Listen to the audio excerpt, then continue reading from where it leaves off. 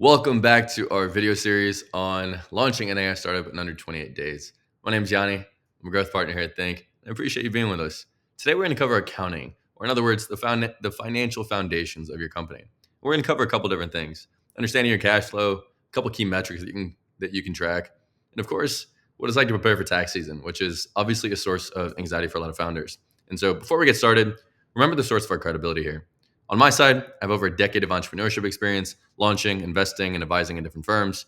And on the Thinkk side of things, we advised over 45 different AI startups last year on both launch and growth strategy. And so everything that you're going to hear in this video comes from not only my own experience, but also the data-driven insights that we managed to accumulate after working with so many different companies.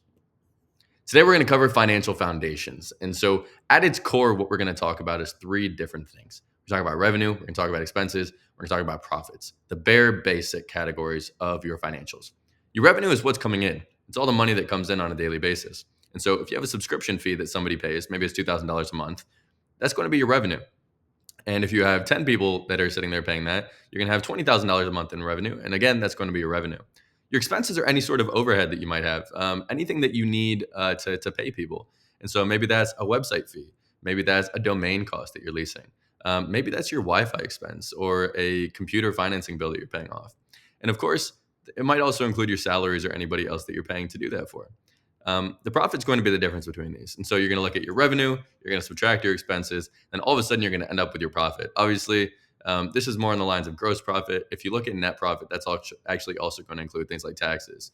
We're not going to get too complicated in this, though, at least for now, to keep things simple.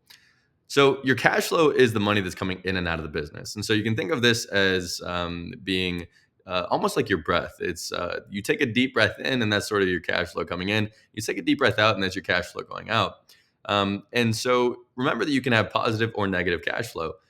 If you're making more money than you're spending, you typically have positive cash flow. And if you're losing more money than you're making, obviously you have negative cash flow. But your cash flow is actually different than your net profit, which is more or less what's left after all your taxes and expenses. And so you can see that these things don't necessarily add up on a daily basis because, you might have some cash flow obligations that are due in 6 weeks, even though your money comes in today and whatnot. So both of these metrics are really important to track. And the way that we go ahead and track them is with accounting software. And so this is really, really pivotal when you're getting started to making sure that you're tracking everything that you're doing. It's the only way to get the data on it to know exactly what you need to do with your financials to make sure that you can build a great company. And so the first step in launching a great company in 28 days is you want to go ahead and get some good accounting software on board. And you want to do it as early as possible.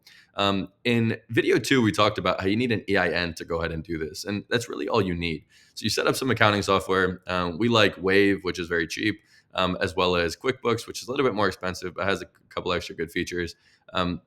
And you want to go ahead and set this up. And if your accounting software doesn't already have preloaded expenses, so things like operating costs and marketing expenses and travel, you want to go ahead and add those in. And in an ideal world, you want to be able to automate a lot of this too. And so let's say that you're constantly getting a bill every single month from Wix or Shopify or Squarespace.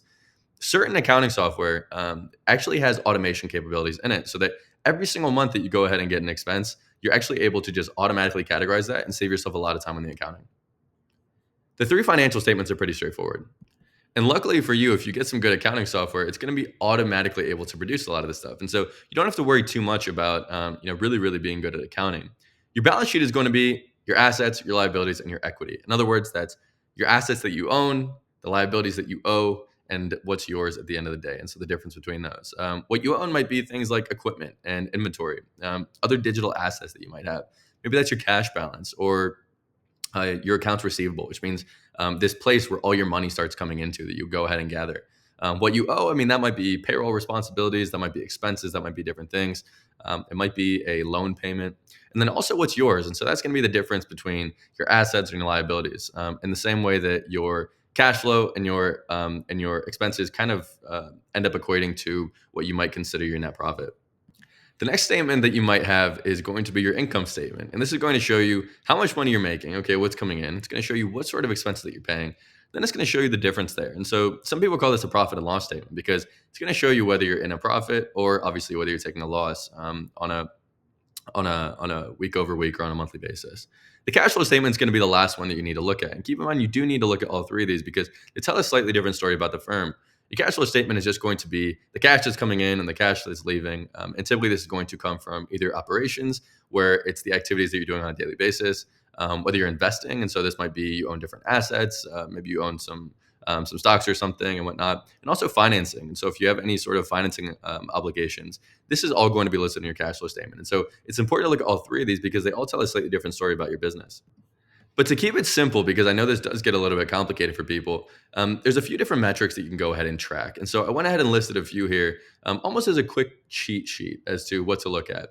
Keep in mind, this is not going to tell the whole story. And if you just look at a ratio or valuation, it's simply going to be a little detached from the real story. And so it's important to go ahead and remember this.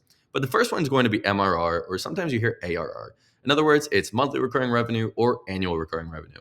And you really want to make sure that you maximize this. It talks about the consistent income or the consistent cash flow that is coming into your business. And this is really, really important. Obviously, the higher the monthly recurring or the higher the annual recurring, the better. Another thing we want to talk about is burn rate, right? So this kind of refers to how fast you're actually burning money above whatever you're actually bringing in. And so if you are making, let's say, $10,000 a month and you are spending $12,000 a month, you have a $2,000 a month burn rate. And so this is important because it tells you how much over, how much you're spending over what exactly you're bringing in every single month. And this is then going to play into something called a runway. And your runway is going to be the amount of time you have left to exist. And so you can imagine if you have $10,000 left in the bank and you have a $2,000 burn rate, you're going to typically have somewhere around a 5 month runway. So in other words, it's like how much time you have left before your company absolutely dies and runs out of cash. This is important to keep in mind. And ideally, if you have a profitable company, these aren't exactly quite as important, but that's exactly why it's important to track. Another thing you want to look at is your profit margin, which is basically the difference between what you're bringing in and what you're actually netting. This is huge, and ideally, you have a very high profit margin. Luckily, you're working in AI startups and other digital assets and things that typically have higher margins. But a really high margin is very critical to being able to build a great business because the higher the margin, the more money is actually going to your bottom line, and then that is the money that you go ahead and reinvest in the business and put into fulfilling the service that you go ahead and offer. The last one we'll talk about is overhead here, and it's just something to keep in mind because your overhead is typically going to be your fixed costs. This might be salaries if you have people employed. It might be rent if you can't, just randomly stop paying rent every single month, which is typically the case. And so your overhead is important because no matter what you do on the business side of things, no matter how much money you bring in, you're always going to have this sort of overhead or this sort of expense literally sitting over your head here, and so it's important to keep in mind. If you need any sort of help with accounting, I know this stuff does get complicated. So you can go ahead and book a quick workshop with us. It'll be one-on-one, so we can go ahead and talk about any sort of issues that you have or anything that you need help with. And I'll also go ahead and leave a few other educational materials somewhere around here, maybe in the bio or something, that you can go ahead and check out. And so that will let you continue your learning experience at zero cost to you, completely for free, because that is what our mission is here.